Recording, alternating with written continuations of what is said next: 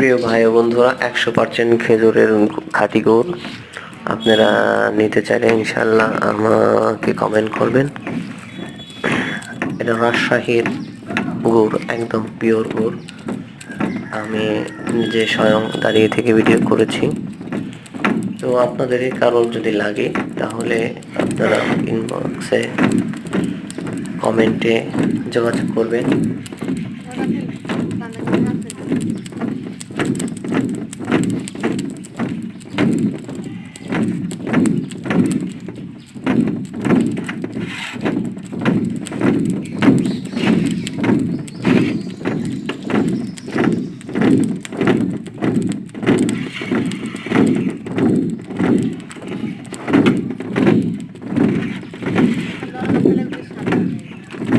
এই চড়া হয়ে গেলে ওই বীজ আর সাদা করা যায় না। যত